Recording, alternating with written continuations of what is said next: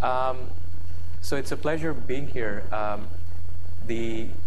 I just wanted to get a little bit of an idea of this seminar is about solar, right, essentially, so you guys have some familiarity with the solar. Right, okay.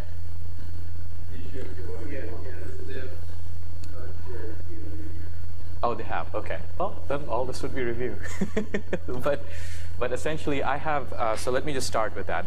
So this is kind of what I'm aiming to accomplish with this talk, is at the end of this talk, I'm not going to have a quiz or anything, but basically, it'd be nice if we can all agree that we can understand some of these concepts in here. So let me just go through that. What is LCOE? This is kind of the bottom line and what really matters.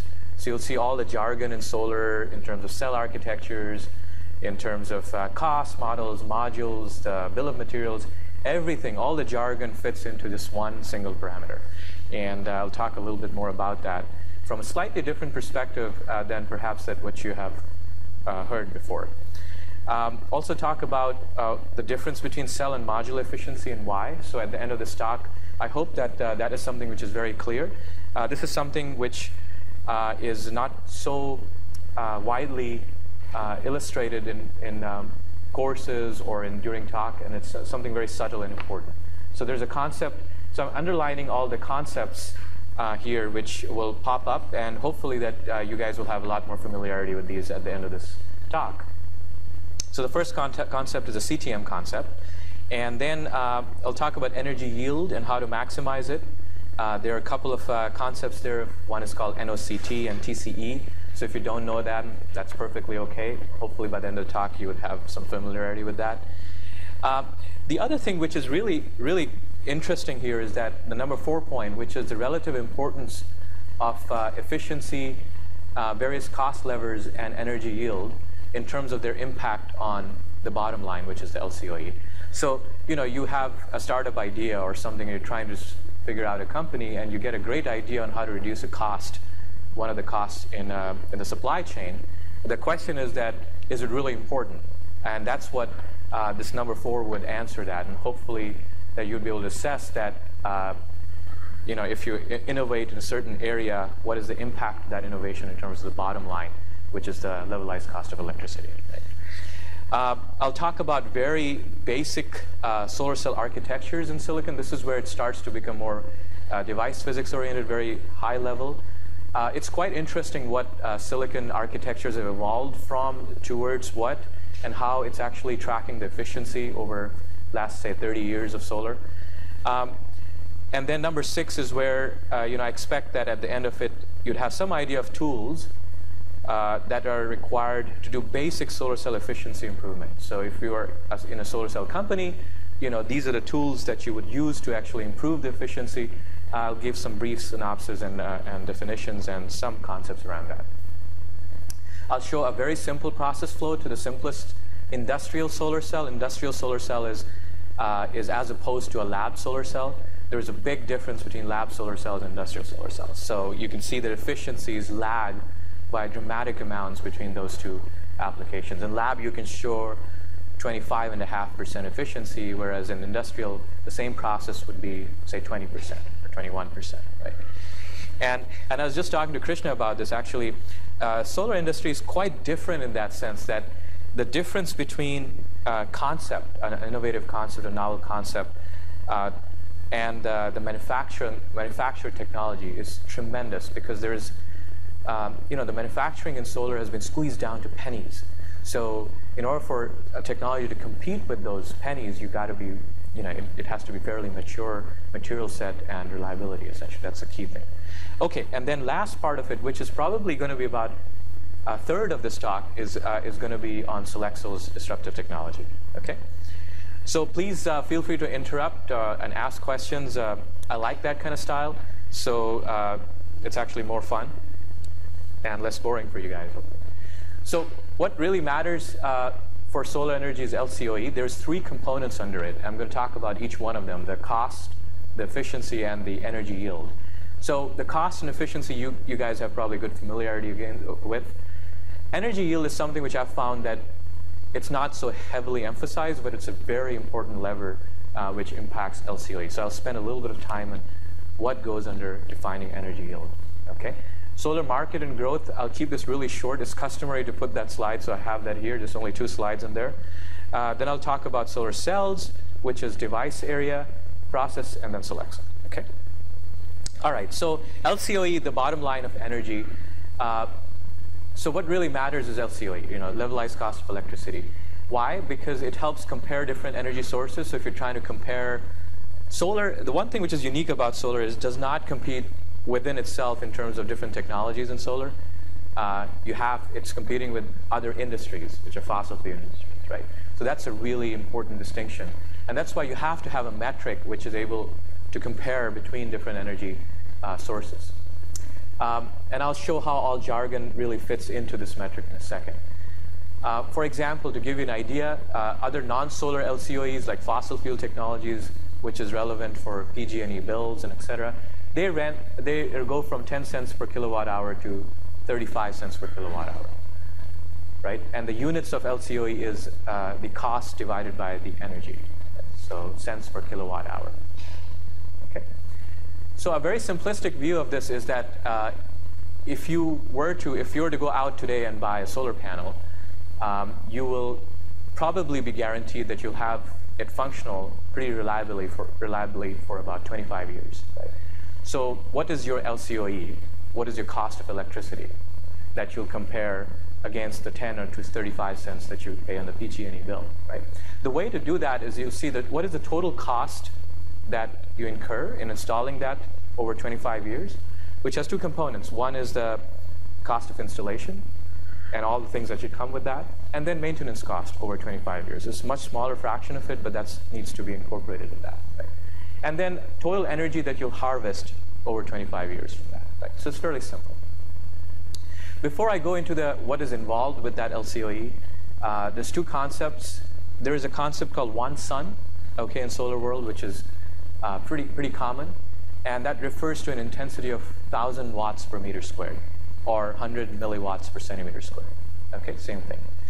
So the energy yield, I'll just define that in a second, is equivalent number of hours with 1 kilowatt per meter squared at STC, which stands for standard temperature conditions. Okay, so for example, ordinarily you'll have, let's say, 12 hours of sun. Right?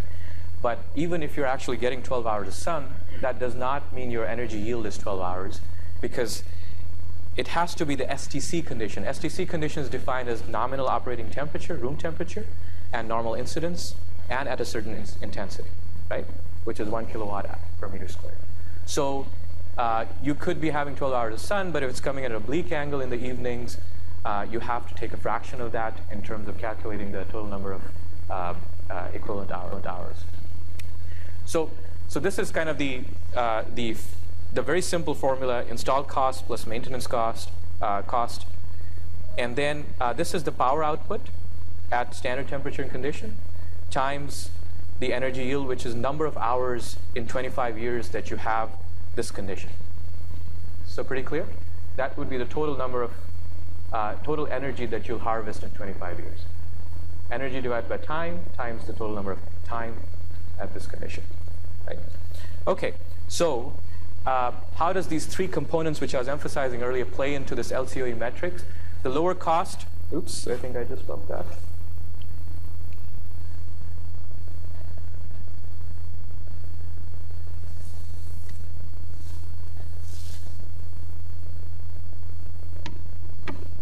Oh, that's right.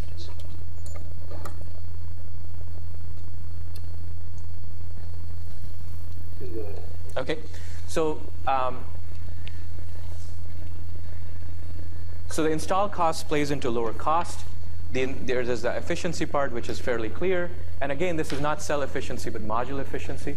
And then energy yield, which is clear. So basically, I'm ignoring the maintenance cost, but these are the 3 areas which have a huge impact on LCOE. So if you ignore I have the tendency to go on the board and do this actually, but I have to remember I have the mouse here. So basically, if you ignore the maintenance cost here, then you could potentially just divide install cost with the total power output efficiency, and that's dollar per watt. right? So you can see that LCOE is related to dollar per watt and energy yield. Okay? So let's talk about each one of these metrics very briefly and see what's involved in that. I love rule of thumbs. It has served me really well throughout my career, and I recommend to anybody to create your own rule of thumbs, right?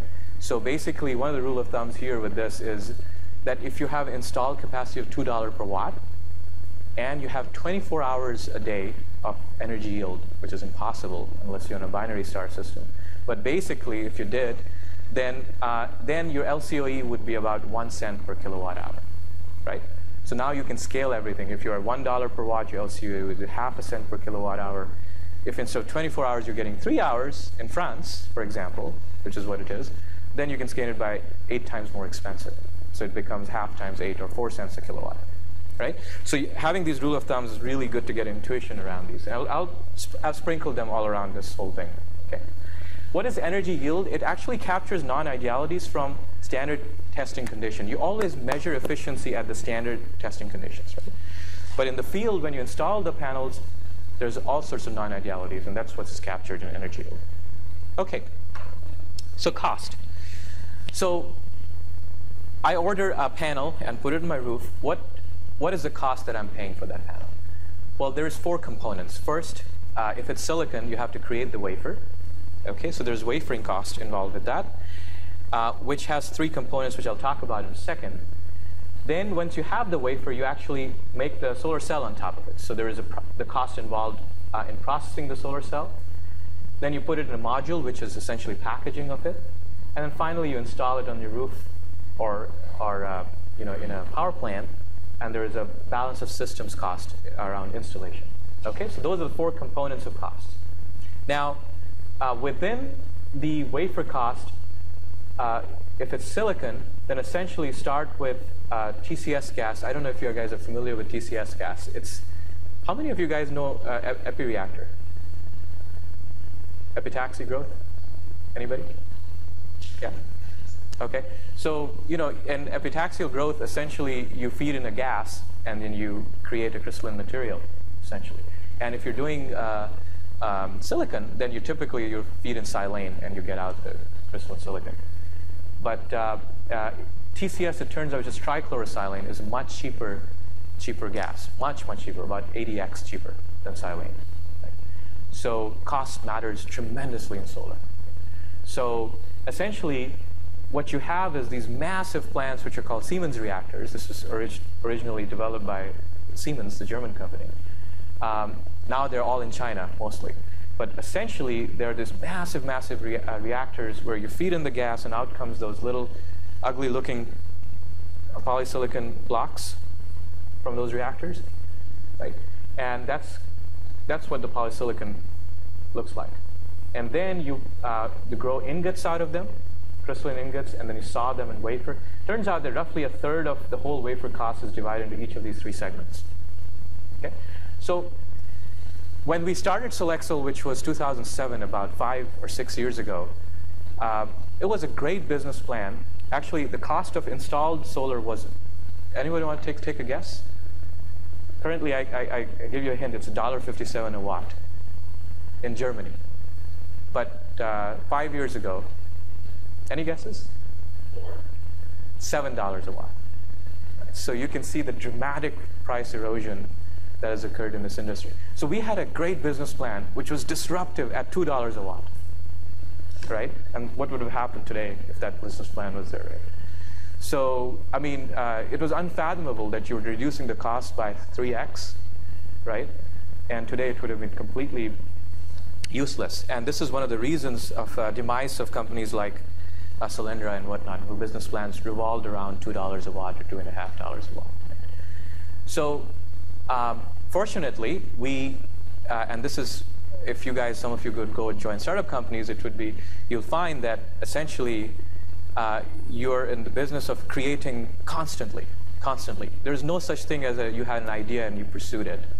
None of the startups work like that. You have an idea, and then you'll see what you end up with is completely different than it started. Yeah, go ahead.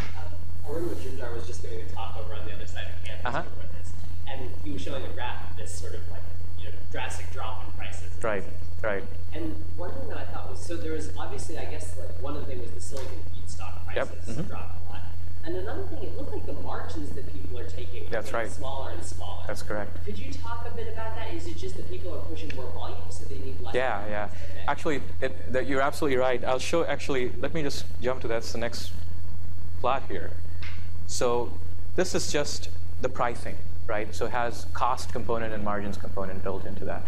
But you look at what happened is actually, I just marvel at this curve and just stare at it. It's just so dramatic, right? You look at 2008, and you can see the red one is polysilicon cost, which is the right axis. Polysilicon was at $360 per kilogram, right? Today, it's about $20 a kilogram. And this is why there's so many companies which are going out of business, because if your business plan revolved on making something cheaper, one of the really interesting things about solar, which you might find fascinating, is that in semiconductor, silicon is one of the cheapest material known to us, right? All the semiconductor manufacturing is on that.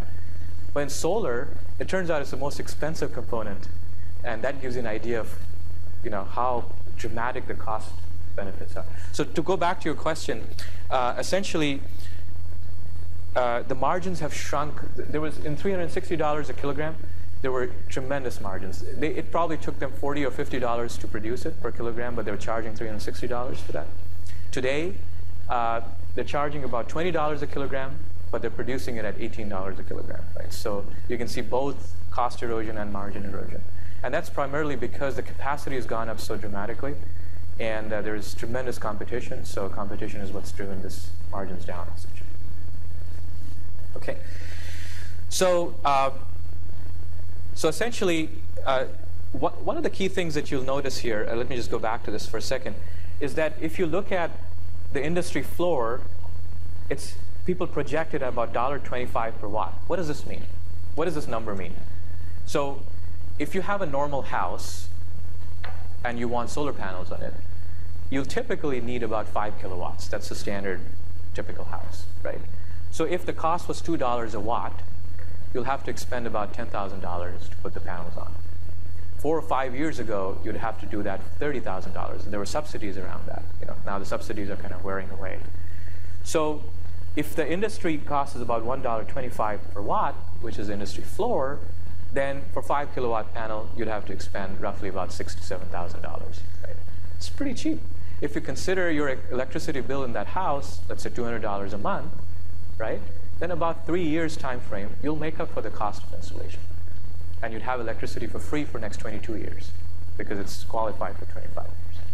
So that's what this cost means, right? So, but the components of cost, which is really, really important here is to note, is that the squeeze really came from reduction in the poly, right? The rest of the other components, there was some innovation, but they were relatively untouched, okay? So it's time to invent a technology which actually attacks the entire supply chain as opposed to just attacking poly. There was nothing really innovative. It's still a cottage industry. There's nothing innovative about making poly cheaper. It's the same reactor. It's just squeezing the margins, essentially squeezing the labor, which is pretty cheap in China, things like that. So the other really, so what has happened because of this is now if you look at the fractional components in the whole cost chain, the balance of system is now the largest cost component. Okay, the installation part. Now you might think that that's actually kind of low tech, right? But it turns out that it has a lot to do with high tech. The reason is that if you could make a cell flexible, right, and lightweight, and suddenly your installation cost dramatically reduces, right? And so the flexibility is a really important part. I'm kind of setting the stage for Solexel because I'm going to talk about these attributes essentially. So there is an ulterior motive here. So. In all disclosure. So basically, that flexibility is really important. And the second thing, which I actually did not touch upon, is the efficiency. Now, these are not dollar numbers. Although they're called cost, the units, as you notice, is dollar per watt, right? So the efficiency or the wattage that you're getting per dollar expended is what this is a measure of. So you can reduce this number by keeping the cost same, but increasing the efficiency. And increasing the efficiency is actually much more powerful than any of the cost numbers because the common denominator across all cost numbers. For example, if I were to go and say, I have a brilliant cell technology which can reduce the cost by half, right? The only impact you'll make is on that 20 cents and that red area, and reduce that to 10 cents. Whereas if you say that you have an efficiency going up by 1%, it'll reduce the balance of system cost, module cost, the entire supply chain. Right? So another way to reduce balance of system cost is to actually increase the efficiency. So please keep those two parts in mind. Already talked about that.